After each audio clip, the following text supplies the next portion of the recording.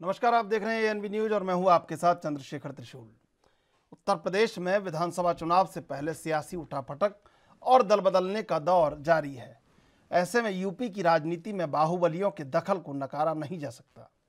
हर राजनीतिक पार्टी में आपको कुछ ऐसे नाम मिल जाएंगे जिनका अपना वर्चस्व रहा है। उत्तर प्रदेश में चाहे जिस भी दल की सरकार रही हो, इन बाहुबलियों की पैठ हर सरकार में रही है। इस बार कुछ ऐसे भी बाहुबली नेता हैं जिनका सियासी सफर अब थम सा गया है। आज हम बात कर रहे हैं उन नेताओं की जिन्हें किसी न किसी मामले में कोर्ट द्वारा सजा सुना दी गई है। कोर्ट द्वारा सजा सुनाने के बाद इन नेताओं के लिए चुनावी मैदान में ताल ठोकना अब असंभव हो चुका है, क्योंकि सजा याफ्ता होने के साथ ही इनकी चुनाव लड़ने की योग्यता भी समाप्त हो गई। ऐसे में यूपी में विधानसभा चुनाव का संग्राम छिड़ते ही इन नेताओं की चर्चा लाजमी है। इनमें कई ऐसे नाम सामने आते हैं जिनमें बाहुबली मुख्तार अंसारी, अतीक अहमद, आजम खान, राजा भैया जैसे तमाम नाम शामिल हैं, जिनकी कमी इस यूपी चुनाव में खलेगी। तो अब यह देखना होगा कि आखिर यह जो चुनाव होंगे इसमें कैसे जेल से चुनाव लड़ेंगे, और चुनाव का परिणाम यह भी साबित कर देगा क्या इनका दबदबा अब भी बरकरार है। तो वहीं कुछ नेता ऐसे भी हैं जिनके काले कारनामों ने उनका सियासी सफ़र ख़त्म कर दिया है, जिनमें बीजेपी विधायक इंद्र प्रताप तिवारी और खब्बू तिवारी भी खो गए। साथ ही उन्नाव के बांगरमऊ सीट से बीजेपी विधायक कुलदीप सिंह सेंगर भी अब दिखाई नहीं देते। तो वहीं समाजवादी पार्टी की सरकार में कैबिनेट मंत्री रहे गायत्री प्रजापति भी इसी लाइन में आते हैं।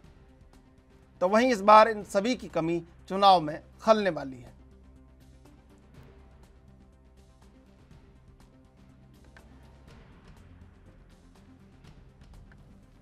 उत्तर प्रदेश में इस बार चुनाव तो है, लेकिन बाहुबलियों का रौब उसमें से गायब है, और कमोबेश इक्का दुक्का बाहुबली कहीं गाहे बगाहे नजर आ रहे हैं। बड़े बड़े दिग्गज और कद्दावर बाहुबली जेल में सलाखों के पीछे से राजनीति का बदलता हुआ रूप देख रहे हैं।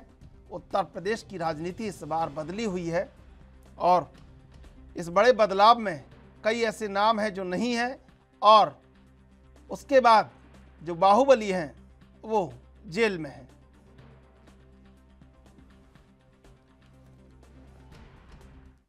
और आज इसी मुद्दे पर चर्चा करेंगे। हमारे साथ मेहमान जुड़े हुए शुभेंदु शेखर अवस्थी बीजेपी से। शुभेंदु जी, एएनबी न्यूज पर स्वागत आपका। शुभेंदु जी, इस बार उत्तर प्रदेश की सियासत से बाहुबलियों का रौब गायब है। देखिए, रौब तो पूरा है। लोग जेल से भी चुनाव लड़ रहे हैं, और आपको मालूम होगा कि ये जो लड़ाई है इसको हम एक तरीके से कह सकते हैं कि ये कुरुक्षेत्र का युद्ध है। सत्य और असत्य की लड़ाई है। और जैसा आपको मालूम होगा कि कौरवों की जब लड़ाई सेना में जो लोग शामिल हो रहे थे, पूरे भारत से ही नहीं पूरे विश्व से जितने असुर थे वो सब इकट्ठा हुए थे। उनकी सेना के साथ कुछ अपनी सेना लेके आए थे। तो भाजपा के विरुद्ध में पूरे विश्व से लोग इकट्ठा हो रहे हैं। पूरे कुछ विश्व सामने से लड़ रहे हैं, कुछ पीछे से लड़ रहे हैं। पूरे विश्व से और सत्य सत्य की लड़ाई नहीं, मैं विश्व में इसलिए कह रहा हूँ कि बहुत सारी बड़ी एजेंसी हैं विश्व का, मैंने जानबूझ के ये शब्द बोला, जो दुष्प्रचार करती हैं। फोर्ड फाउंडेशन ऑफ वर्ल्ड, जिन्होंने पूरे कंट्रीज को बिल्कुल अलग डायरेक्शन में आंदोलन में खड़ा कर दिया। ये सब लोग भारत के विरुद्ध हैं, सत्य के विरुद्ध हैं। तो यहाँ की पार्टियों के पीछे खड़े होकर तो हमसे युद्ध कर रहे हैं। कुछ सामने लड़ रहे हैं, कुछ उनके पीछे से खड़े होकर लड़ रहे हैं। पर ये सत्य की जब लड़ाई हो रही है तो भगवान हमारे साथ हैं और बाकी सब लोग एक साथ हैं। तो इसमें कोई घबराने की बात नहीं है। ये अंतिम युद्ध है, और इस अंतिम युद्ध में जो जो लोग हमसे लड़ रहे हैं वो सब परास्त होंगे, और बाकी आधे असुर अभी जेल में हैं, बाकी भी होंगे। तो ये चिंता मत करिए। ये युद्ध में कौन सा चरण है? उत्तर प्रदेश का चुनाव को चरण कहेंगे, या कोई इसका कोई नाम है कि ये या कहीं वहां का युद्ध है, या कोई इसका नाम बता दीजिए, कैसा ये युद्ध है? देखिए, धर्म युद्ध है ये तो। सत्य और असत्य की लड़ाई पे हो रहा है। एक और सपा का वो जो गुंडई राज था, जहां पे सब लोग, जितने भी बड़े बड़े आका लोग थे इनके, जो जगह जगह लोगों को परेशान कर रहे थे, जमीन लूट रहे थे, कब्जा कर रहे थे, और एक उनके सम्मुख खड़ा होकर बुलडोजर बाबा, जो सबको गिराया उसने 5 सालों में, खत्म किया इनको। तो सत्य सत्य की लड़ाई है, वो भी लड़ाई लड़ रहे हैं। तो सर, ये धनंजय सिंह तो आप ही की पार्टी के साथ हैं। देखिए, एकाध होंगे, ऐसा थोड़ी ना होगा युद्ध में सभी असुर उधर ही इकट्ठा हो जाएंगे। एकाध तो हमारे पास भी आ जाएंगे। तो आप उनकी चिंता ना कीजिए। जहाँ पे 90% ज्यादा असुर हो, उनको असुरों कहा जाता है। अच्छा, उनके मन परिवर्तन से ज्यादा अच्छे लोग ले रहे हैं कि उनका मन परिवर्तन आप कर देंगे? नहीं, मन परिवर्तन नहीं होता, मन परिवर्तन नहीं होता है। एक आध केस में भैया आप इतना मीठा मीठा खाओगे तो थोड़ा बहुत नमकीन खाना पड़ेगा ना। तो एक आध लोग आएंगे, समीकरण है, युद्ध जीतना है, साम दाम दंड भेद सब कुछ करना है। युद्ध के समय पर कुछ भी नहीं होता, सब कुछ सब तरीके से जितने भी हमारे पास शस्त्र होते हैं वो लड़ाई हो जाते हैं। पर आप ये देखिए कि हम यदि पूरी सीटों में एक आध कोई जगह पे आपका मन लगता है कि कोई एक आध व्यक्ति ऐसा है जो आपने चिन्हित किया, एक चिन्हित किया, हम आपको लाइन से गिना देंगे कि आप 10, 20, 25, 50, 100, 200 लोग ठीक है किस तरह और किस तरीके से खड़े हैं। मैं आऊंगा आपके पास। मनोज पांडे और सर्वेश्वर पाठक हमारे साथ जुड़ चुके हैं। मनोज पांडे समाजवादी पार्टी से और सर्वेश्वर पाठक मनोज यादव समाजवादी पार्टी से और सर्वेश्वर पाठक राजनीतिक विश्लेषक। आप दोनों का स्वागत है एनबी न्यूज पर। मनोज जी, ये बाहुबली जो है बेचैन है, और इस बार बाहुबली कहीं ना कहीं बहुत पीछे वाली लाइन में है, और उसका कारण क्या है? क्या राजनीति वाकई में बदल रही है या कुछ और है कारण है इसका? और इस बार बाहुबली उत्तर प्रदेश की राजनीति में अगर बाहुबलियों को अपने राजनीतिक दल से दूरी रखी, दूर कर दिया, तो वो आदरणीय राष्ट्राध्यक्ष श्री अखिलेश यादव जी थे। वो फिर अतीक जैसे हो, डीपी यादव जैसे हो, या जो भी समाजवादी पार्टी में मुख्तार अंसारी अगर आना चाह रहे थे, उनको भी उन्होंने अपने मुख्यमंत्रित्व काल से पहले समाजवादी पार्टी में नहीं लेने दिया। अगर कोई राजनीतिक दल बाहुबलियों को अब नहीं ले रहा, तो वो समाजवादी पार्टी का आदरणीय अखिलेश यादव जी का अनुसरण करता हुआ पाया जाएगा, इसमें दूसरी बात नहीं। और मैं एक राजनीतिक व्यक्ति हूँ, राजनीतिक दल से ताल्लुक रखता हूँ, तो मैं संवैधानिक भाषाओं का प्रयोग करूंगा, और संवैधानिक भाषाओं में हर व्यक्ति के लिए शब्द का निर्धारण किया गया है। मैं सुर असुर, धर्म अधर्म, इन सब बातों का प्रयोग इसलिए नहीं करना उचित समझूंगा क्योंकि ईश्वर ने मुझे ज्ञान दिया है, संविधान पढ़ने की ताकत दी है। मैं जाहिल, गंवार और उस तरह का व्यक्तित्व तो बिल्कुल नहीं हूँ कि मैं टीवी पे बैठ के महाभारत काल की बात को दोहराऊं। हमारा संविधान हमें इस बात की इजाजत नहीं देता। कुछ लोग हैं जिनको पोंगा पंडित कह सकते हैं, अथवा उस तरह का शब्द किया जा सकता है जो अपने आप को ही सिर्फ श्रेष्ठ और बुद्धिमान समझते हैं, और ये समझते हैं उनके मुख से निकला हुआ हर एक शब्द सत्य है और सही है। ऐसी वाणी ना तो समाजवादियों की कल थी, आज है और न कल रहेगी। इस बात को बीजेपी को बेहतर तरीके से समझ लेना चाहिए था। क्या शुभेंदु जी ये कैसे कर लेते हैं आप? वाकई में ये बड़ी हैरत अंगेज बात है कि जो समाजवादी पार्टी में है वो राष्ट्रद्रोही है, औरंगजेब है, टीपू सुल्तान है, लेकिन जैसे ही आपकी पार्टी में आ जाता है राष्ट्रभक्त हो जाता है, विचारधारा परिवर्तन हो जाता है। ये कैसे कर लेते हैं आप ये सब चीजें? मनोज जी ने जो बात कही और हमको पोंगा पंडित कहा, मैं इनका स्वागत करता हूं, और ऐसी बातें ये जरूर करें क्योंकि ये चुनाव से पहले की बातें हैं। चुनाव के बाद क्या करेंगे ये तो सब लोग समझते हैं। ये धर्म की बात नहीं करेंगे, ये आचरण की बात नहीं करेंगे, ये सफाई में डांस कराएंगे। वो संविधान में लिखा था क्या? और उसके बाद लोहिया जी की बात करेंगे, जिसने कभी भी ये नहीं कहा कि जातिगत समीकरणों के आधार पर समाजवाद होना चाहिए। और वो जो लोहिया जी की बात करने वाले लोग हैं, वो सफाई में बुला के मॉडल के साथ, प्रोस्टिट्यूशन के साथ डांस करते हुए नजर, और हमको पोंगा पंडित कहते हैं। भाई साहब, हमको आप पोंगा पंडित कहो या आप जो कहो, ये तो जनता देख रही है कि आपके चाचा, नाना, ताता, पापा सब लोग, पूरे कौरव लोग शासन के लिए तैयार थे, शासन किया और आगे फिर शासन के लिए तैयार हो रहे हैं। जो भाई निकल गए थे वो फिर आ गए हैं। तो 4 लोग यदि बचते हैं तो वो कोई दूसरे समुदाय से और उससे आएंगे।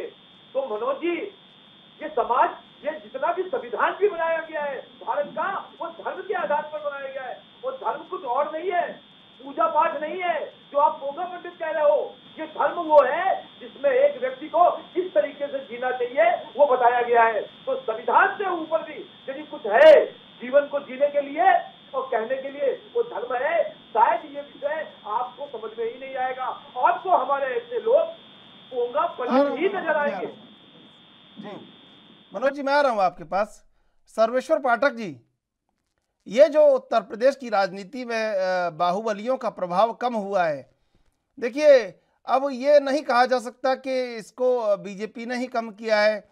अखिलेश यादव राजा भैया के यहाँ गए थे तो उनने कहा कि ये कौन है। जब उनसे पूछा गया कि रघुराज प्रताप सिंह का नाम लिया गया तो उन्होंने कहा ये कौन है। तो कहीं ना कहीं राजनीतिक दलों ने अपना जो स्वरूप है उसमें परिवर्तन लाया है। अब आप कैसे देखते हैं, बताइए इसे। देखिए, इसका सबसे बड़ा जो कारण है वो है इलेक्शन कमीशन के द्वारा चुनाव सुधार की प्रक्रिया को आगे बढ़ाते रहना समय समय पे।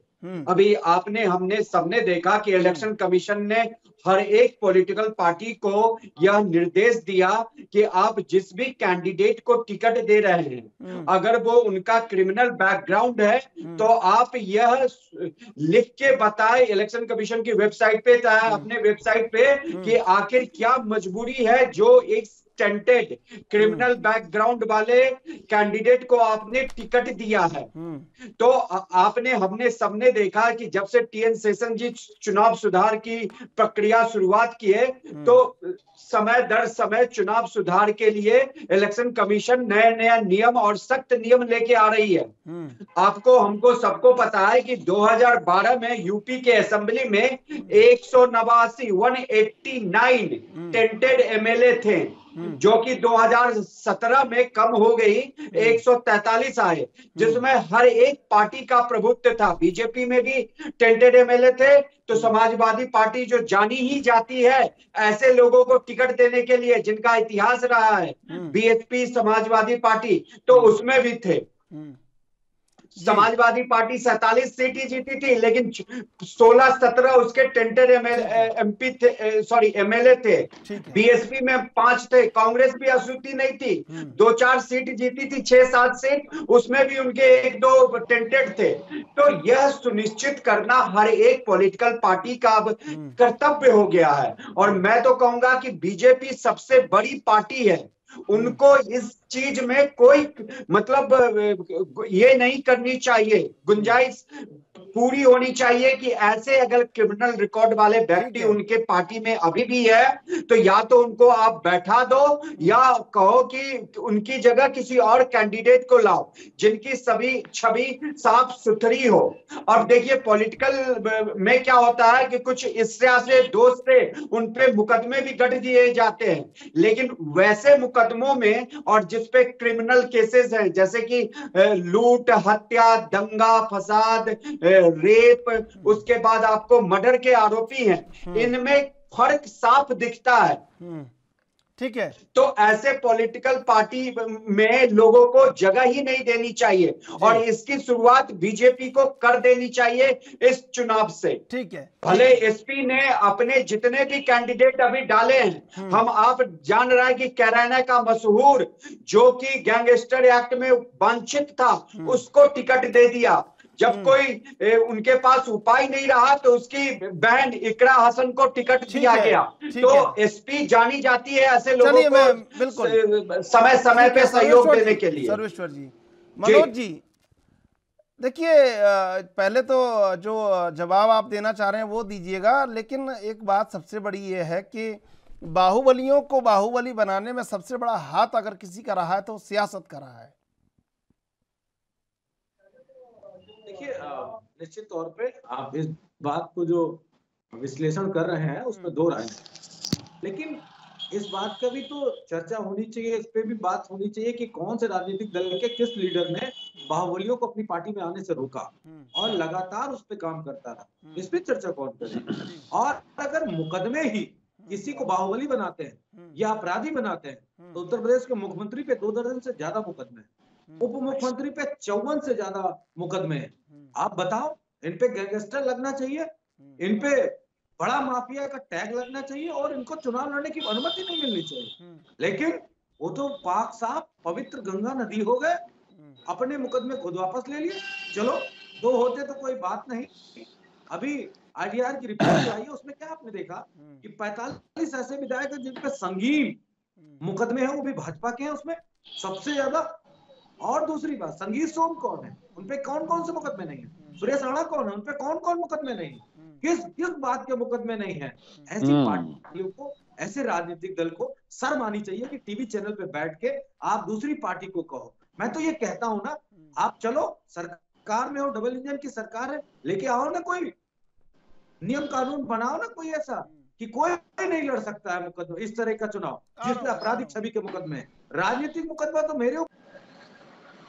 मैं यही बात कह रहा था, क्या बीजेपी ने कोई ऐसी पहल? अगर जुबानी जमा खर्च को छोड़ दीजिए, सिर्फ बातों को छोड़ दीजिए, तो आप बताइए ना, अगर समाजवादी पार्टी पे आरोप लगता था कि समाजवादी पार्टी में माफिया, तो समाजवादी पार्टी ने 2012 से लेकर 2022 तक इस पे काम किया कि नहीं किया? वो दिख रही चीजें नहीं दिख रही हैं, लेकिन लोग एक विचारधारा से बने हुए हैं। लोगों को अपना अपराधी रावण नजर आता है, दूसरे का अपराधी रावण नजर आता है। और ये जो नैरेटिव भी बीजेपी और आरएसएस इस देश में गढ़ना चाहती है, वो नैरेटिव सक्सेस नहीं होने वाला। जिस तरीके से आप लगातार दूसरे राजनीतिक दलों को आप गलत साबित करना चाहते हैं, हम कहते हैं डेवलपमेंट में चुनाव कब लड़ोगे? धनंजय सिंह कौन है, ब्रजेश सिंह कौन है, चुलबुल सिंह कौन है? इन सब पे क्यों चर्चा नहीं करते हो? ये दूध के धुले हैं कि माँ गंगा की कोख से जन्मे हुए लोग हैं। तो ये अगर किसी की हत्या कर देंगे, किसी का अपहरण कर लेंगे तो उसको हत्या नहीं माना जाएगा, अपहरण कर लेंगे तो अपहरण नहीं माना जाएगा। ये सारी चीजें।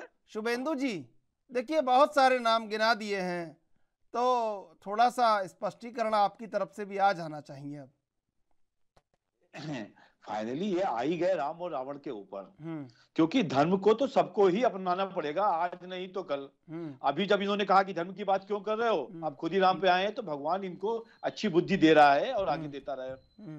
दूसरा चीज जो कहा इन्होंने, संगीत सोम और सुरेश राणा, नहीं है ये सब जिनके ऊपर जिनकी ये बात कर रहे हैं, भगवान राम की जमीनें बेच के पैसा जेब में रखने वाले नहीं है। जवाब तो इस टॉपिक पे बात करने को तैयार है। मनोज जी जवाब इनसे कहते थोड़ा शर्म करें। चंदा चोरों पे 2 सवाल भैया, आप इतना अयोध्या का मेयर चंदा चोर। अरे सर जब आप बोले चंदा मनोज जी, अब वो स्पष्टीकरण पहले ले दीजिए, इससे बड़े क्या हो सकते हो, वरना बात आगे बढ़ जाएगी, कुछ वो बातें रह जाएंगी जो आपने बोली है। अधर्मी हो आप, वो जो बात बोली है आपने उसका स्पष्टीकरण तो ले लेनी चाहिए। शुभेंदु जी, मैं क्या कह रहा था कि ये जो राजनीतिक लोगों के नाम लिए हैं, इनके ऊपर राजनीतिक मुकदमे हैं। किसी का भी जमीन हड़पने पर, हत्या पर, अभी जैसे सवेरसो जी कह रहे थे कि बहुत सारे राजनीतिक लोगों के ऊपर बहुत सारे मुकदमे लगाए जाते हैं। कभी जलूस निकाल रहे हैं, 144 चोट तोड़ दी, या कभी हम लोगों ने किसी के घर पे घेराव किया, उस पर हो गया कुछ। पर जो आरोप, जिन आरोपों की हम बात कर रहे हैं यहाँ पे चैनल पर, वो रेप है, वो किसी के घर की कब्जा करना है, लोगों का पैसा है, पैसा वसूल करना है, और इस मामले में सपा सबसे आगे है। मैं हो सकता है कि एक आध कोई हमारा भी इस तरीके का असुर हो जैसे ये असुर है, पर मैं उनको भी जस्टिफाई नहीं करता हूं उस चैनल पे बैठकर। और दूसरी चीज जो कहना चाह रहा हूं कि जो आपने इतनी बड़ी बताई की सफाई करी, अरे भैया आप भूल गए, मायावती को मारते हुए छोड़ा था, जान बच गई आपके विधायकों ने। और ये चीज जब कहते हैं द्विवेदी साहब ने, विशंबर द्विवेदी जी ने बचा लिया उनको। मैं बार बार कहता हूं कि यदि उस दिन द्विवेदी जी नहीं होते भारतीय जनता पार्टी के, तो मायावती आज जीवित नहीं होती। तो आपने, तो आपके विधायकों ने उनको बांटते हुए छोड़ा। ये इतिहास कोई भूलता नहीं है। चीज जो आप कह रहे हो राम और इनका नाम, अब बहुत नाम याद आ रहा है। जब कार सेवकों के ऊपर गोली चलाई थी तब सो रहे थे क्या? और उस समय पर ये सब बातें नहीं याद आ रही थी। और भगवान तो इसी जन्म में बदला लेंगे और आपकी बात में हमेशा के लिए आपको खत्म कर देंगे, ये भी बात पक्की है। और नोट करना मनोज जी, मैं बात इधर उधर की नहीं करता हूं। इस चुनाव में, इस धर्म युद्ध में ये जितने कौरव हैं इकट्ठा हुए हैं आपके साथ, खत्म होंगे। ये मेरा ज्योतिष का वो है, ज्योतिष भी यही कह रहा है, पब्लिक भी यही कह रही है कि एक धक्का और दो और आपको बाहर भेज दो। ये जो जातिगत समीकरण से आप चुनाव लड़ते हो, जिस तरीके से आप अपने चाचा, नाना, बाबा, लाला, भैया, बहन, भतीजी, भांजा, उसके बिहाफ पे सरकार चलाते हो, अरे वो आप लड़ाओ, तो वो आपको जनता देख रही है, जवाब देगी। आप क्यों चिंता करते हो यार? आप चुनाव लड़ो, हम भी चुनाव लड़ रहे हैं, पब्लिक अपने आप बता देगी। सुन लीजिए कौन दंगाई है, मनोज जी कुछ कह रहे हैं, मनोज जी कुछ कहना चाह रहे हैं। देखिए, ये जो कह रहे हैं ना कि बाबा, चाचा, काका, बहुरिया, बेटा, बिटिया सबको चुनाव लड़ा ना, तो हमने आपको दे दिया, आप लड़ाओ। आप तो टिकट भी दे रहे हो, आपको बधाई, धन्यवाद। लेकिन सबसे बड़ी बात ये नहीं है चंद्रशेखर जी, बात ये बहुत तो आ गई हमारे यहाँ कि मनोस्थिति क्या है, किसी की मनोवृत्ति क्या है, किसी का मनोबल किस तरीके से किसी चीज को खत्म करने में लगा हुआ है। तेरा अपराधी अपराधी, मेरा अपराधी, फिर मैं कहूं कि वो अपराधी नहीं है, वो तो अवतारित पुरुष है। ये वाला नैरेटिव कब से आ गया? जिनको आप जो कुछ कहते हो अदालत तय करेगी कि वो अपराधी है कि नहीं है, कोर्ट ये तय करेगा कि ये व्यक्ति अपराधी है अथवा जेल में है नहीं है। ये कोई बाबा मुख्यमंत्री नहीं तरेगा, बीजेपी का प्रवक्ता, समाजवादी पार्टी का प्रवक्ता है, कोई राजनीतिक विश्लेषक टीवी पे नहीं तरेगा कि ये तय कर दे कि ये अपराधी है अथवा नहीं है। देखिए, निश्चित तौर पे जो कानून है, जो नियम है, जो संविधान ने जिसको जितनी छूट दी है, उसके आधार पर उसको अपराधी कहा जा सकता है। मैं एक बात कहता हूँ, मनोस्थिति क्या है? आप लगातार अपराधियों को टिकट दे रहे हो। आप एक नाहिद हसन जो ऑस्ट्रेलिया के पढ़े लिखे हैं, उनपे आप कह रहे हो ये अपराधी है, उनपे, उनकी माता पे गैंगस्टर के मुकदमे लगा रहे हो, आजम खां पे बकरी चोरी का मुकदमा लगा रहे हो, बकरी चोरी, किताब चोरी, और आजम खां बकरी चोर 9 बार का विधायक, आजम 2 बार के सांसद, 4-5 बार के वो मंत्री रहे, चोरी कर और यूनिवर्सिटी का निर्माण किया, उनपे आप किताब चोरी का आरोप लगा रहे हो। अरे अपना सोचो कि किस तरीके से आप एक स्कूल बनाने वाले को बदनाम करने की कोशिश करते हो। बकरी चोर भी होंगे, चोरी करने जाता है, आप षड्यंत्र करते हो। आपकी मनोस्थिति हमेशा वही रही कि पिछड़ों को, दलितों को दबा के रखो, उनका वोट ले लो, सत्ता पे आओ, ये बात नहीं आई, सामंतवाद और मनवाद स्थापित कर दो। आरएसएस की जो नीतियां हैं, जो मनवाद ये तो रहना ही था, करना चाहते हो, वही तो है। हकीकत क्या है? संविधान की किताब को मानते तो कम से कम ये शब्द तो ना कह पाते। जिस तरीके से आज आप प्रचारित कर रहे हो, संविधान मानने वाले अधर्म काम रोज बड़ा संविधान मानने वाले हो, अब ऐसी बातें कर रहे हो कि चद्दर ओढ़ने से कुछ नहीं होगा, और धर्मों से होगा। ये कहना चाहते हैं कि उत्तर प्रदेश में माफिया राज था तो खत्म तो कर दिया अवस्थी जी। 625 से ज्यादा ब्राह्मणों की हत्याएं करवाई बीजेपी ने, ब्रह्म हत्या। अब धर्म की बात समझ में आ गई होगी ना? सुनो, उत्तर प्रदेश में सारे अपराधी ब्राह्मण थे, उनका इनकाउंटर करा दिया। जो क्रिमिनल है वो ब्राह्मण थे, चाहे वो ब्राह्मण हो, चाहे वो, तो हम शांत जात मानते थे, दुबे साहब हो, ये मानते थे कि चाहे वो अंसारी साहब होते हैं, समाज को बांध के रखने वाले लोग होते हैं ये। लेकिन ठाकुर मुख्यमंत्री उत्तर प्रदेश, लेकिन देखिए ब्राह्मणों की हत्या, देखिए मनोज जी, देखिए मनोज जी, मैं आ रहा हूँ सर्वेश्वर जी, आएंगे, मैं आ रहा हूँ सर्वेश्वर जी। देखिए मनोज जी, अपराधी तो अपराधी है, उसकी क्या जाति क्या धर्म। अगर समाज में कहीं उसके कारण कोई विद्वेष फैल रहा है, अगर भय का वातावरण है, तो फिर वो अपराधी है, उसका क्या धर्म क्या जाति। नहीं, आजम खां तो कहते हैं भारत माता डाइन है। मैं भी यही बात आप बताओ ना। नहीं, आपने कहा ना कि ब्राह्मणों को का निर्धारण जो है, जब धर्म की बात कर रहे हो, धाराओं के तहत होगा।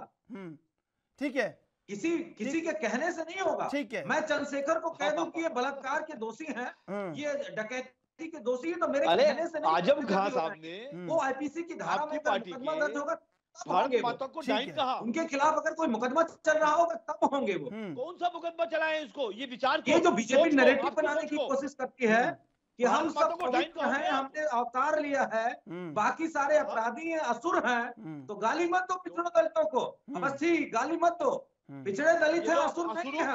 पिछड़ों से जोड़ दिया आपने, वाह मनोज जी, ये बड़ा कैलकुलेशन अच्छा नहीं है। गाली मत दीजिए, जनता। आजम खां ने भारत माता को डाइन कहा कि नहीं कहा? आप बोलो हाँ या ना पे जवाब दीजिए ना। हमारे पास हर बात का जवाब है। नहीं बोलिए ना, कौन कि क्या है आजम सबको खान ने मालूम है। भारत माता को इसमें कितना टाइम जनता कहा को कि नहीं दुख है, कहा? ये आप सबको माफी पता है। मांगते हैं कि नहीं मांगते हैं? आप माफी हमको मांगते हैं मत कि नहीं मांगते? बताइए, आप ये बताइए कि उत्तर प्रदेश में नहीं, अपराधियों आप जवाब की दीजिए ना। लिस्ट क्यों नहीं अब तक जारी की आप गई? जवाब दो और वो टॉप 10 के जो कि अपराधी वो भारत किस माता जाति को से ताल्लुक रखते आजम हैं, खान ने उन पे क्यों टाइम कहा इनकाउंटर कि नहीं नहीं हुआ, कहा? उनका क्यों अरे बुलडोजर जवाब दो उनके ना। घर पे नहीं चला, ये बताना अरे पड़ेगा भैया आप जनता जवाब को। दो ना। आपको आजम आप खान ने चर्चा भारत मत माता को फैलाइए। टाइम कहा कि नहीं कहा? उत्तर प्रदेश के बताइए कौन है, जवाब नहीं किस दोगे जाति के हैं? क्योंकि जनता बिल्कुल, मैं देख आ रहा रही हूँ है। मनोज जी इस आपके धर्म को पास। बदनाम शुभेंदु करते जी, हैं। सर्वेश्वर पाठक, देखिए सबसे बड़ी बात है, अपराधी का कोई जाति नहीं, कोई धर्म नहीं, और अगर समाज में उससे भय का वातावरण बन रहा है तो निश्चित रूप से वो समाज का भी दोषी है और देश का भी दोषी है। लेकिन सबसे बड़ी बात ये जो मैं पूछ रहा था बार बार कि बाहुबली को बाहुबली बनाया किसने? एक छोटे से अपराधी से बाहुबली किसने बनाया उसे? लेकिन सबसे बड़ी बात ये, देखिए त्रिशूल जी, जो पार्टी जिसके शीर्ष नेतृत्व अपराध में ग्रसित हो, जो मुलायम सिंह यादव समाजवादी पार्टी के संस्थापक है, बीपी सिंह की जब से मैं पीछे जा रहा हूँ, अनावश्यक बात मत करिए टीवी चैनल पे बैठ के। जी ने कहा था कि डकैतों के परोपकारी है, डकैतों को संरक्षण देते हैं, और ये यादव जी बात कर रहे हैं मनुस्मृति का और आरएसएस को गलत बात बोल रहे हैं। मनुस्मृति में कहीं नहीं कहा गया है हिंदू में भेदभाव। ये हमारे संविधान ने क्रिएट किया है कि ये दलित है, ये अपर कास्ट है, ये जनरल कैटेगरी है, ये अपर कास्ट है और ये बैकवर्ड क्लास है। ये हमारे संविधान ने बनाया है। मनुस्मृति सबको बराबर है, और अधिकार सबको बराबर है, खान वो चोर बैकवर्ड हो, दलित हो, वादक हो, अल्पसंख्यक हो, सबको संविधान ने बराबर का दर्जा दिया है। आता है उसको ये आरएसएस को चूर बताता है, अरे सरल दलितों को नीचा बताता है, पिछड़ों को नीचा बताता है, और बीजेपी के प्रवक्ता टीवी पे बैठ के हमको असुर कहते हैं। भगवान राम को कहते हो, बेशर्मी हो तुम्हारे लोग। कौन है? अरे तुम कौन हो? ये कौन है? ये राजनीति विश्लेषक है बीजेपी के, आरएसएस के कौन है? इनको डिफाइन करिए, कौन लोग हैं? अगर सर्वेश्वर जी, सर्वेश्वर जी काउंटर आप जिस होगा, भूमिका में है, मुस्लिम अपराधी है तो सर्वेश्वर उसका जी, भी इनकाउंटर होगा। सर्वेश्वर जी आप जिस भूमिका में हो उसके संग न्याय कीजिए कम से कम। नहीं मैं न्याय ही कर रहा हूँ। आखिर यहाँ पे नहीं। मनुस्मृति लाना, मनुस्मृति देखिए आप उस भूमिका के संग न्याय हमारे कीजिए। संविधान ने हमें बांटा है। मेरी बड़ी आपसे गुजारिश है कि ये ओबीसी और मुलायम सिंह यादव जो ये विचारधारा काम कर रही है, एक्सपोज कर दिया आरएसएस के लोगों ने खुद। बहू सुरक्षित है ना बेटी सुरक्षित है। खुद की बहू तो भाग के बीजेपी में आती है अपनी। चलिए मैं आपसे पूछ लेता हूँ, अस्मत बचाने के लिए। मैं आ रहा हूँ मनोज जी, मनोज जी मैं आ रहा हूँ। सर्वेश्वर जी, सर्वेश्वर जी, मनोवृत्ति का, सर्वेश्वर जी, सर्वेश्वर जी, अपनी मनोवृत्ति तो ठीक कर लो। अरे सर्वेश्वर जी, सर्वेश्वर जी मैं ये पूछना चाहता हूँ, आप चलिए अपराधियों की बात चल रही है, बाहुबलियों की, मैं आ रहा हूँ मनोज जी आपके पास, लेकिन एक बात मैं पूछना चाहता हूँ। आप कह रहे थे लगातार बीजेपी कहती रही कि राम भक्तों पे ये गोली चलवाने वाली है समाजवादी पार्टी, समाजवादी पार्टी ने राम भक्तों को बर्बाद। सुन लीजिए आप सर, सुन लीजिए सर्वेश्वर जी, सुन लीजिए सर्वेश्वर जी, सुन लीजिए, ठीक है। और आपने कहा कि राम भक्तों को मरवाने वाली है समाजवादी पार्टी, फिर क्यों समाजवादी पार्टी से अपर्णा यादव को आपने ले लिया? फिर क्यों बीजेपी ने ले लिया? ये जवाब दीजिए मुझे, क्यों ले लिया? जब राम भक्तों पे क्यों? गोली और चली ये श्रद्धांजलि है क्या? ये श्रद्धांजलि है क्या राम भक्तों को? सर देखिए सर्वेश्वर जी, भूमिकाओं के संग न्याय करना बहुत आवश्यक है। यादव नहीं, वो भारत के प्रधानमंत्री जी के व्यक्तित्व से उनके चलाए जा रहे सर्वेश्वर जी, वो बहुत सर्वेश्वर जी, और मुलायम सिंह यादव ने गोली चलाया था। उनके पुश्तों को अपर्णा यादव कहीं और से ब्याह के मुलायम सिंह यादव की फैमिली में आई है। अब सर ये सारी बातें क्लासिफाइड हो जाती है मनोज जी। समर्थन कभी नहीं किया है राम ठीक है, भक्तों पे गोली चलाने के मनोज लिए। जी, मैं मनोज जी के देता हूँ, ठीक है जी, सर्वेश्वर जी, और मुलायम सिंह यादव जी ने ऑन द रिकॉर्ड बोला है सर्वेश्वर कि जी, अगर हम राम भक्तों पे गोली नहीं चलाते तो मुस्लिम नाराज हो जाता। सर्वेश्वर तो जी, ये सफाई सर्वेश्वर जो राम जी, भक्तों से सर्वेश्वर जी, आपके राष्ट्रवाद को मैं प्रणाम करता हूं, लेकिन भाजपा के प्रवक्ता हैं हमारे साथ मौजूद। मेरा ये कहना है, मैंने कोई भाजपा का साथ नहीं दिया है सर। भूमिकाओं देखिए सर, बोला है। हाँ। आपने जो क्वेश्चन पूछा वही जवाब दिया है। ठीक है, चलिए मनोज जी। देखिए, मुझे बड़ा हास्यप्रद लगा और एक्सपोज कर लिया राजनीतिक विश्लेषक ने अपने आप को। इसके लिए मैं उनको धन्यवाद भी दूंगा, बधाई भी देता हूँ। हम शपथ लेते हैं किसी शांत रहिए, अब बीच में मत बोलिए। मैंने बड़े धैर्य से आपको सुन लिया, शांत रहिए। हम हाँ बताएंगे। अगर आप पढ़े लिखे इंसान है तो मेरी बात को बेहतर समझ जाएंगे। आदरणीय नेताजी को, जिनको ये कहा जाता है कि वो राम भक्तों के हत्यारे थे, तो उत्तर प्रदेश के किस थाने में उनके खिलाफ मुकदमा दर्ज है? किस न्यायालय ने उनको अपराधी हत्यारा आज तक साबित किया? अगर नहीं किया तो जिन्होंने बाबरी मस्जिद को गिराने का काम किया था उन पे मुकदमे आज भी चल रहे हैं कि नहीं चल रहे हैं?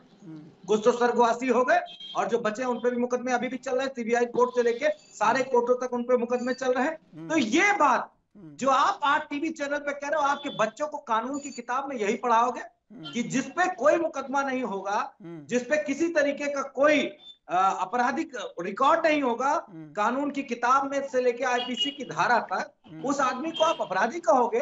और जो लोग अपराधी हैं, जिन पे मुकदमे चल रहे हैं, उनको कहोगे कि ये तो सब अवतार लिए हुए व्यक्ति हैं।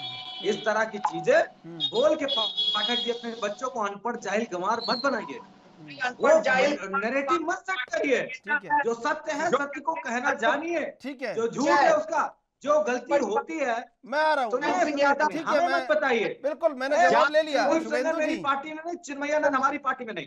सुनो, चिन्मयानंद हमारी पार्टी में नहीं, कुलदीप सेंगर हमारी पार्टी में। बोलो ना सर। और इस तरह के लोग समाजवादी पार्टी में नहीं है, जिन्होंने बेटी को। मनोज जी, सर्वेश्वर जी, सुनो, आप एक्सपोज कर लिए अपने आप को, आप अपने आप को एक्सपोज कर लिए, इसके लिए आपको बधाई। ठीक है मनोज जी, परिवार जेल के अंदर था। मनोज जी मैं आऊंगा आपके पास। सर्वेश्वर जी आऊंगा, सर्वेश्वर पाठक जी मैं आऊंगा आपके पास। शुभेंदु जी, आपको लगता है अपराधी है, उसकी क्या जाति क्या धर्म?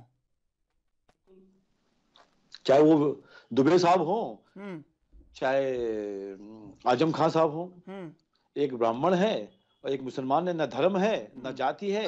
जो जैसा करेगा वैसा भरेगा, ये मेरा सोचना है। इसीलिए यदि हमने अंसारी उनको आजम खान साहब को भी बुलडोजर चलाया है, बोलिएगा तो हमने उनको भी कहते हैं दुबे साहब को भी गोली मारी है। सर्वेश्वर पाठक जी है वो आजम खान, अजय मिश्रा टेनी को जान रहे हो, नहीं जान रहे हो? साथ खिलवाड़ करता और कहता है जय पर्दा के साथ क्या बकरी चोरी का। सर्वेश्वर जी इतना चोर है मुझे नहीं लगता, लेकिन तुमने भी आरएसएस की चड्डी पहन रखी है। बने हो राजनीतिक विश्लेषक, लेकिन चड्डी पहन रखे हो आरएसएस की। तुमने भी आरएसएस की चड्डी पहन के टीवी चैनल पे बैठे हो। तुम अपने अंदर का आमरण झांक के देखो, आरएसएस के ही हो। आरएसएस का ही तुमने पहन रखा है, मैला कुचैला आरएसएस का वस्त्र धारण कर रखा है। ये भी तुम भी एक्सपोज कर गए अपने आप को। अरे एक्सपोज क्या करना है पाठक जी, एक्सपोज कर गए अपने आप को। सर्वेश्वर जी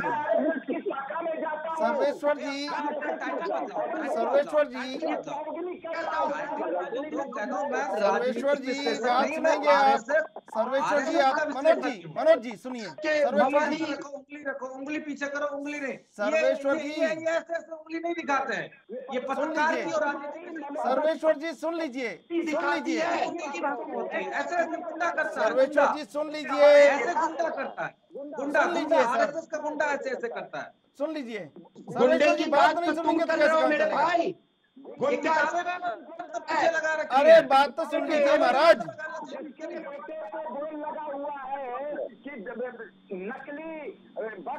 अच्छा ठीक है, जो भी है सुन लीजिए, एक बात सुन लीजिए। सर्वेश्वर जी एक बात सुन लीजिए, एक बात सुन लीजिए। मनोज जी मुझे कहने दीजिए उनसे। सर्वेश्वर जी संयमित भाषा में, मर्यादित संयमित व्यवहार में अपनी बातों को रखा जा सकता है। सर इसने कैसे कहा कि कौन होते हो तुम? इसने कह के अगर बात करोगे तो टीवी डिबेट में एक्सपोज कर दूंगा। और अभी एक बात बताइए, आजम खान ने यही संस्कार लेके टीवी चैनल पे बैठते हो? कि किसी पार्टी के रिप्रेजेंटेटिव को इसने की भाषा हमारी आदत हो, संस्कार विहीन हो, संस्कृत का कोई आपके पास एक अपराध तरीके से आधार निहित हो गया और मनोवृत्ति मनोदशा बता रहे हो जिस पार्टी का आपकी मनोवृत्ति आपकी मनोदशा पता चल गई, लेकिन आरएसएस विश्लेषक सर इतना नेता को कह रहे अरे सर इतना क्रोध तो भाजपा के प्रवक्ता को नहीं आ रहा सर, छोड़ दिया आपको इतना विश्लेषक हो ये लिख के बैठा करो टीवी चैनल पे, दोहरा चरित्र क्यों दिखाते हो? तो मुझे तुम कहने से पहले बेहतर करिए। चलिए ठीक है, माँ बाप से यही संस्कार लिए कि अपने से बड़े उम्र के लोगों को तुम तो क्या होगे, आपके माँ बाप दुखी होंगे कि मैंने अपने बेटे को इतना पढ़ाया लिखाया और वो टीवी चैनल तुम करके बात करते। ठीक है शुभेंदु जी, मैं कौन हूँ और मैं जी भाई साहब, माता पिता मैं आपसे जानना चाहता हूँ कि ये जो अपराधियों का जो महिमा मंडन किया जा रहा है आज स्वस्थ लोकतंत्र में, इसको रोकने की जरूरत है कि नहीं? जी मैं आपको आपके चैनल पर बड़ी सहिष्णुता से, बड़े सहजता से, सर्वेश्वर पाठक जी शांति बनाए रखिए। मनोज जी, हमारे कोर्ट में, हमारे संविधान में एक नियम दर्ज है कि जो व्यक्ति अपराधी साबित हो जाएगा उसकी किसी भी सदन की सदस्यता नहीं रहेगी। ठीक है चंद्रशेखर जी, बहुत अच्छी बात है। अपराधी सिद्ध हो जाएगा जी, वो किसी भी सदन का सदस्य नहीं रह सकता। ठीक है, उसको मैं एक ही चीज कहना चाहता हूँ, बर्खास्त कर दिया जाएगा। और आजम खाजी बहुत अच्छी बात है। पार्लियामेंट है, मेरे ख्याल से कैसे जाहिल लोगों को आप टीवी चैनल में बैठा दो जिनको तमीज ही नहीं है नियम कानूनों की। नहीं लेकिन हम सवाल उनको कर कम रहे से हैं। कम नियम कानून पर की टीवी चैनल पे बात करनी चाहिए। ठीक है मनोज जी, अभी आप तक किसी हमारे को जाहिल भाई मत मनोज करिए। जी सुन लीजिए, आप सुन लीजिए मनोज जी, नहीं निलंबित किया ना खारिज किया है। ठीक है मनोज उनको जी, आप सुन अपराधी लीजिए। कहने का तो समाज जो सवाल पढ़ा लिखा व्यक्ति नहीं कर सकता। ठीक है, मैंने कर लिया जो सवाल उनसे करना था। शुभेंदु जी, क्या राजनीतिक आचरण आज नहीं बदलना चाहिए स्वस्थ लोकतंत्र में? देखिए बिल्कुल बदलना चाहिए। हमको खाली हमारे से या खाली सभा के मनोज जी के कहने से नहीं होगा, हम दोनों को, सभी पार्टी के लोगों को, इन लोगों को धीरे धीरे करके खत्म करना चाहिए। और इसमें कोई बड़ी बात नहीं है कि राजनीति में बहुत सारे लोग समय समय पर सभी पार्टियों में किसी में बहुत ज्यादा और किसी में बहुत कम आए हैं, और सभी पॉलिटिकल पार्टी को ये ध्यान रखना चाहिए कि आते हुए समय पर इनको धीरे धीरे खत्म कर दें और इनको समाप्त कर दें। इसमें कोई बड़ी बात नहीं है, ये मैं मानता हूं और मनोज जी भी मानते होंगे कि धीरे से जो लोग राजनीति में जो इतने बड़े गुंडे थे, जितने बड़े आतंकी थे, उनको खत्म करना चाहिए। और इसी तरीके से एक लोकतंत्र एक भारत का एक बहुत बड़ा विषय है, और लोकतंत्र के लिए, संविधान के लिए ऐसे लोग जिनको ये तय हो चुका है, मैं बार बार कहता हूं ये तय हो चुका है, आरोप लगाने की बात नहीं कर रहा हूं, ये तय हो चुका है कि वो क्रिमिनल है। सपा को भी, कांग्रेस को भी, भाजपा को भी, और जितनी पॉलिटिकल पार्टियां हैं और छोटी और बड़ी, उनको इन्हें अवॉइड करना चाहिए। मनोज जी भी मानते होंगे ये बातों को। कई बार मजबूरी भी होती है कुछ चीजों की, परंतु ये हमारा और आपका दोनों लोगों का ये है कि पार्टियों को शुद्धिकरण कर लें, क्योंकि जनता जो है ना, जो वोट डालती है, वो इन क्रिमिनलों को पसंद नहीं करती है। हो सकता है जिताने के लिए, हराने के लिए हम तीनों लोग बैठे हैं, और त्रिशूल जी आप भी बैठे हो, ये चारों लोग मानते होंगे कि राजनीति में गलत लोग ना आए। गलत लोग आएंगे तो उनके ऊपर एक्शन नहीं होगा। तो मेरा बार बार मानना है, और मैं कहता हूं जाति धर्म बिल्कुल मैं आ रहा हूं उससे ऊपर उठकर जो लोग क्रिमिनल हैं, ना उनकी कोई जाति है ना उनका कोई धर्म है। ठीक है, यदि उन्होंने गलत किया है तो एक्शन होना चाहिए, चाहे वो दुबे हो चाहे वो आजम खां हो। ठीक है, दुबे जी को गोली मारी गई है तो आजम खां का भी महल गिराया गया है। ठीक है, तो बात ये कह रहा हूं मनोज जी, देखो ये चैनल है, इसमें चिल्लाने से और हमारे से कुछ नहीं होगा। मैं बार बार ये कहता हूं कि कुछ शुद्धिकरण हम कर रहे हैं, ज्यादा शुद्धिकरण आप भी कर लो, तो ये लोकतंत्र बिल्कुल ठीक हो जाएगा। ठीक है मनोज जी, देखिए जिस तरीके से बकरी चोरी, किताब चोरी, भैंस चोरी के आधार पे एक लोकसभा के सदस्य को जेल भेज दिया जाता है, और जनरल डायर से भी खूंखार व्यक्ति। जनरल डायर ने जलियांवाले बाग में सामने से गोली चलाई थी। आजम खां बकरी चोर है भैया, और ऐसी बातें मनोज जी बीजेपी के केंद्रीय राज्य मंत्री ने बकरी चोर है अपने एक धमकी से उसके बेटे ने पूरे किसानों पे गाड़ियां चढ़ा के कई किसानों को मौत के घाट उतारा। चोर समझ में आते हैं क्या क्या बात कर रहे हो? उस व्यक्ति की पद से मुक्ति कर दी बीजेपी की सरकार। क्या है ये बात कौन बताएगा? आप सफेद चादर पहन और अगर आप अपने एक मंत्री को नहीं हटा सकते, अपने मंत्री का इस्तीफा नहीं ले सकते, उसके लड़के को जेल भेज दिया, उसके बेटे को जेल भेजने के लिए नहीं हटा सकते। आप बात क्या कर रहे हो? आजम खां बकरी चोर के ऊपर हिजाब में गया है, कितने महिलाओं का बलात्कार किया है, कितने लोगों का घर कब्जा किया है, कितनी हत्याएं करी है, और आप कह रहे हो बकरी चोर? थोड़ा पानी पीजिए यार, आपका मनोज जी कहीं दिक्कत ना हो जाए। मैं आपसे ये कहना चाहता हूँ, अगर आप जिस तरह से मीठी मीठी बातें टीवी पे बोल रहे हैं, सबको लड़ना पड़ेगा, तो अजय मिश्रा टेनी पे अब तक कार्रवाई क्यों नहीं? उसके लड़के को जेल में नहीं डाला? नैतिकता के आधार पर, मानवता के आधार पे, उन किसानों की हत्या के आधार पे, किसी बात को मान के हटा देते लोग। ऐसी बातें कर रहे हो? एक अजय मिश्रा टेनी बकरी चोर बता रहे हो आजम खां को? मंत्री नहीं बन सकता? अरे टोटी चोर जानते हो आप कौन है? लेकिन आप कौन है मालूम है आपको? डंके की चोट पे खड़े होके भैया अपने आप को टोटी चोर कौन है और दूसरे को रावण साबित करने पे लग जाते हैं। और ये नरेशन इस देश के लोकतंत्र के लिए, सामाजिक ढांचे के लिए और लोकतांत्रिक व्यवस्था के लिए उसी तरह काम कर रहा है जैसे कोई धीरे धीरे जड़ों में मट्ठा डाल के जड़ों को खत्म किया जाता है। हमारे साथी पत्रकार और राजनीतिक विश्लेषक ने कहा कि धर्म हमें मनुस्मृति हमको जोड़ती है और संविधान हमको बांटता है। संविधान में सभी को, सवाल पूछने वाले को, जवाब देने वालों को, दोनों को सेम अधिकार है। संविधान ने जरूर वो चीजें जो आपने वर्ग आधार जो बनाया, वर्ग आधार मनुवाद ने बनाया, समाजवादी पार्टी और संविधान ने नहीं बनाया। 4 वर्गों में इस देश में संविधान ने नहीं बांटा। अगर आप टीवी पे बैठ के इतनी छोटी बात कह रहे हैं कि वर्ण व्यवस्था कहां से आई और आज संविधान को दोषी ठहरा रहे हो, तो मुझे शर्म आती है कि माता पिता का फीस का पैसा भी आपने पूरा जीवन पढ़ के बर्बाद कर दिया। और जो लोग सुन रहे होंगे वो भी सेमफुल हो रहे होंगे कि हम टीवी पे किसको सुन रहे हैं। और मैं बड़ा अचंभित हूँ और मैं हमेशा अनुशासित रहता हूँ कि टीवी पे वही बोला जाए जो हमारी पीढ़ी हमको सुन के सही रास्ते पे जाए। हाँ, हमें परिवार को, अपनी पीढ़ी को, आजम खां बकरी चोर है, सही बोल रहा है मनोज जी। एक विधानसभा में, सर्वेश्वर जी आपको भी मैं जानकारी दे दूं और शुभेंदु जी आपको भी, एक विधानसभा में तकरीबन 20,000 से ज़्यादा वोटर नए हैं और उनका ख्याल रखना हम सब की जिम्मेदारी है। उन सब की जिम्मेदारी है जो लोग कहीं ना कहीं बदलाव के लिए लड़ रहे हैं। सर्वेश्वर जी, 20,000 वोटर से ज़्यादा वोटर है एक विधानसभा में औसतन उत्तर प्रदेश में। मैं उत्तर प्रदेश की बात करूं तो वहाँ संदेश ये जाना चाहिए कि राजनीति बदल रही है और कहीं ना कहीं जो लोकतांत्रिक अधिकार हैं वो पुख्ता हो रहे हैं और लड़ाई इसी बात की है, इसी बात की चर्चा है। और ये बाहुबल कहीं भी क्लासिफाइड नहीं किया जा सकता, हिंदू में, मुसलमान में, अगड़े में, पिछड़े में, कहीं क्लासिफाइड नहीं किया जा सकता।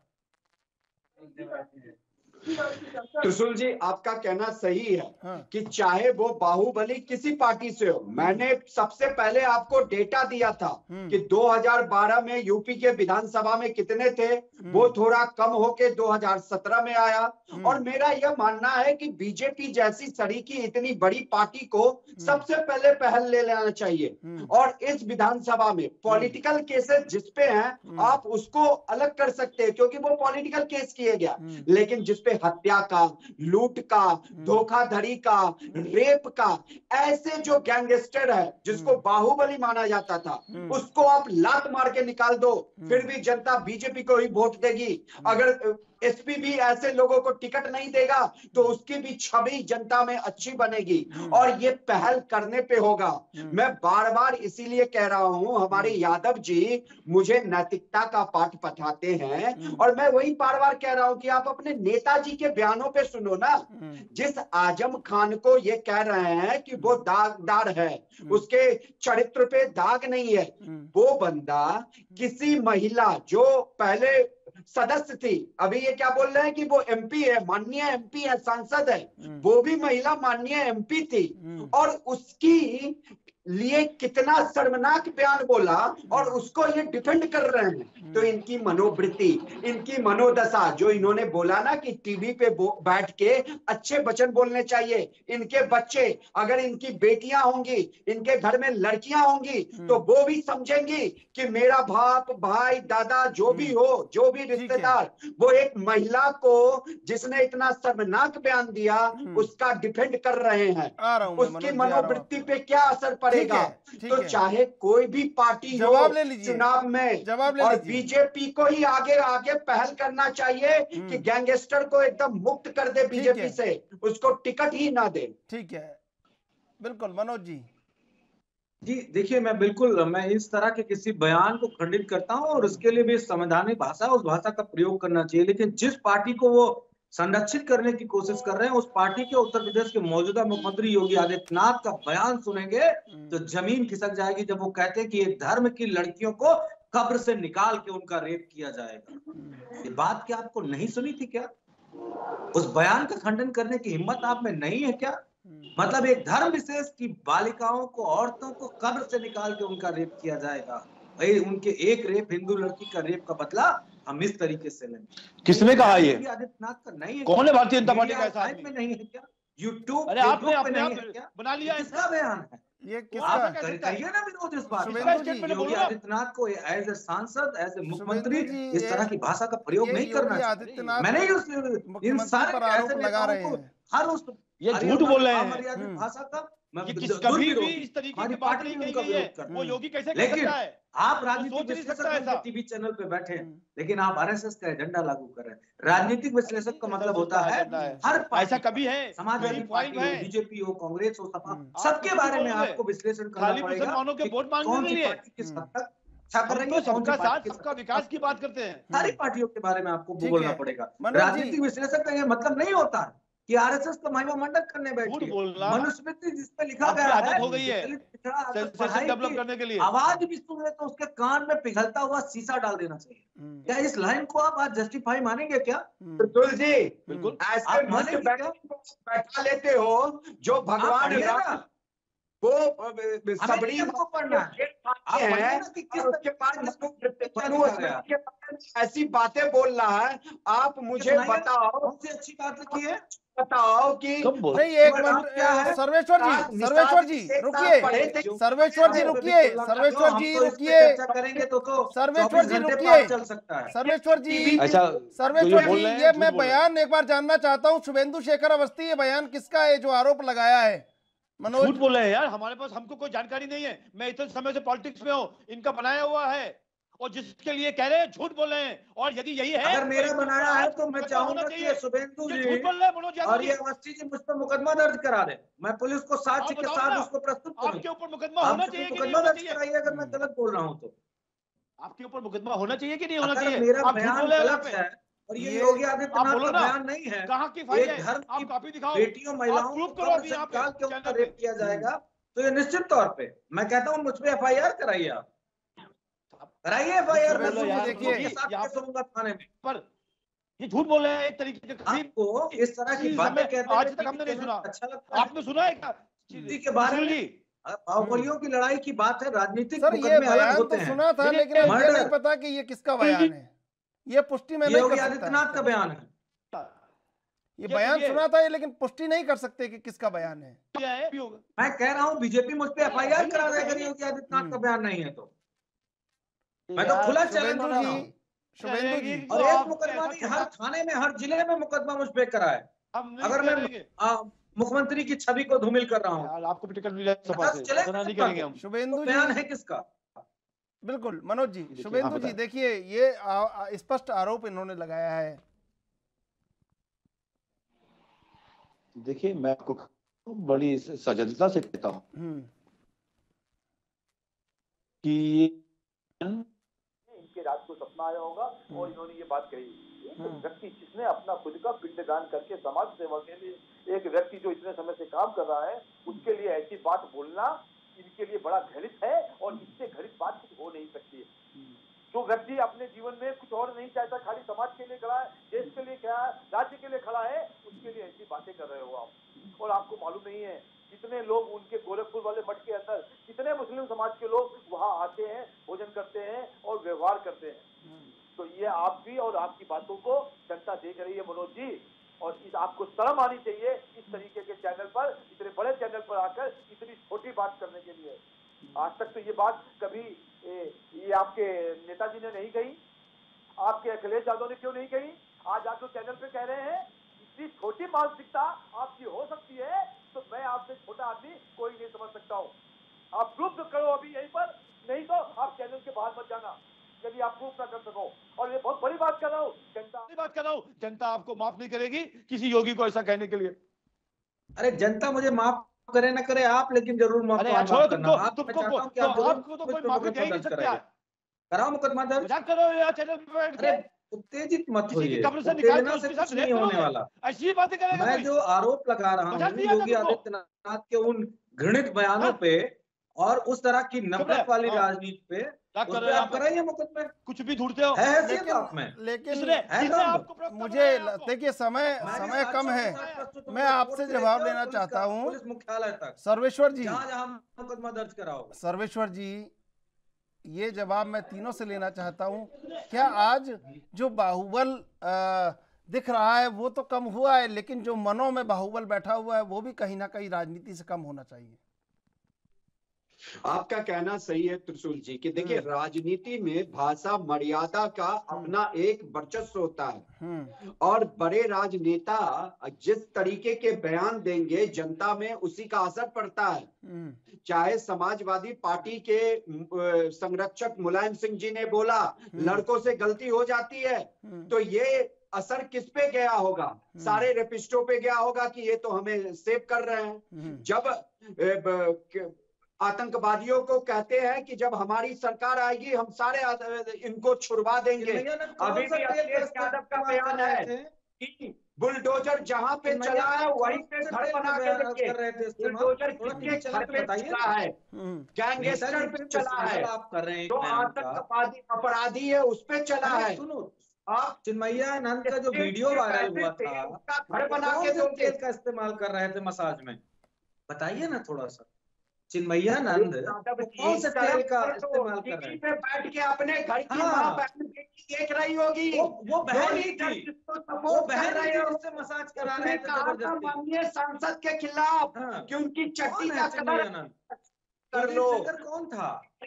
बहन आपको थू थू करेगी कि आप ऐसे बयान टीवी पे देते हो और ऐसे नेता। नाव की बेटी, नाव की बेटी, वो हाथरस की बेटी, वो कौन बाहुबली लोग थे जिन्होंने हाथरस की बेटी का रेप किया? रेप करने के बाद उसको कैसे पुलिस के द्वारा जलवा दिया पेट्रोल डाल के?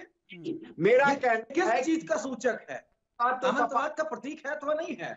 ये सामंतवाद का ही तो प्रतीक है। राष्ट्रतंत्र राजा के अहंकार से बड़ा कुछ नहीं। को अंकुश लगाना, दलितों का, पिछड़ों का, संख्यकों का, ब्राह्मणों का, सबका तो अपमान किया। सब पे तो अत्याचार भाजपा ने कर लिया। किस तरीके से लड़ेंगे? आपको चुनाव मुबारक, आपको आपकी जीत मुबारक। आप दिन रात सोचो आप जीत के सरकार बना लोगे, लेकिन इस देश की जनता के दिल में आप कभी भी नहीं आ पाओगे, क्योंकि आपकी नफरतकारी, विघटनकारी, लोगों को बांटने की राजनीति इस देश के और संस्कृत में कहीं फिट नहीं। आपने ये तो मान लिया कि हम सरकार बना रहे हैं। आपके नाराज होंगे, आपने ये तो मान लिया कि सरकार बना रहे हैं। टीवी चैनल पे मनुस्मृति को जस्टिफाई कर रहा है। बिल्कुल, तो हमने कितना जोड़ लिया जी, आज नाराज होंगे आपके। और जो छोटी बच्ची थी वो अपना कान बंद कर लेगी कि मेरा चाचा दादा। चिन्मयानंद वाला वीडियो मत दिखाना, बीजेपी एक्सपोज हो जाएगी कि देखो किसी बालिका से कैसे बीजेपी का सांसद, पूर्व केंद्रीय मंत्री मालिश कराता है। कुलदीप सेंगर वही जो एक हमारी बहन का रेप करके उसके बाप की हत्या करा देता है, कोई नहीं देखना चाहेगा। और तुम्हारी अमित मिश्रा टेनी जो किसानों पे उसका बेटा पीछे से गाड़ी चढ़ा लड़का जेल में, कोई नहीं देखना चाहेगा, कोई नहीं देखना चाहेगा। ये सांसद कोई नहीं देखना चाहेगा। सेंगर भी जेल में है। जनता ने जान लिया मनोज जी, भाजपा हाथी की तरह चुनाव आ गया है, दिखाने मनोज के जी, साथ चुनाव आ दूसरे गया है, खाने जनता अपने आप देख रही है चाहे आपका सफेद चद्दर की मनोदशा और आपके वक्तव्यों की बात समय आने पर आपको बता देगी, क्यों कहते हो? जीरो कर देगी। पाठक जी, आप तो समय देखो, अभी ज्यादा महीने नहीं है, कुछ नए अगले शब्द का 90 दिन प्रयोग के अंदर करिए। आपको समझ में आ अगर जाएगा ना हो तो कि मनोयुक्ति के जितने शब्द अभी का प्रयोग खंडहर करिए। बचे हैं उसको भी तोड़ के लाएंगे। मनोदशा, ये सारे शब्दों का प्रयोग तो हम लोगों ने किया है जो असुर हैं। शुभेंदु जी, असुर लोगों के शब्दों का प्रयोग मत करिए, आप एक नई भाषा बनाइए। बोलिए बोलिए। क्या लगता नहीं है कि ये बाहुबल दिखने वाला नहीं है, अंदर भी एक बाहुबल है, उसका भी नाश होना आवश्यक है?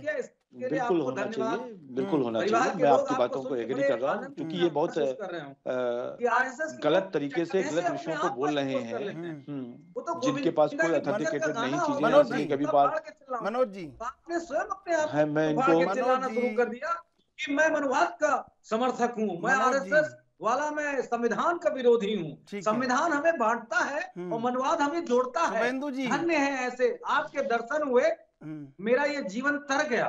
मैं अपनी किताब में तर गया तो आप सुन भी लो। कोई पाठक जी थे जिनका दर्शन आज मुझे हो गया। ठीक है, समय समाप्त हो रहा है। शुभेंदु जी, मनोज जी, सर्वेश्वर जी, आप तीनों का धन्यवाद डिबेट में जुड़ने के लिए। एक बाहुबल बाहर है और एक बाहुबल भीतर है। शायद भीतर वाले बाहुबल को भी कहीं ना कहीं समाप्त होना अगर स्वस्थ लोकतंत्र की आवश्यकता है तो। बहरहाल, देश विदेश की ताज़ा तरीन खबरों के लिए आप देखते रहिए ANB न्यूज।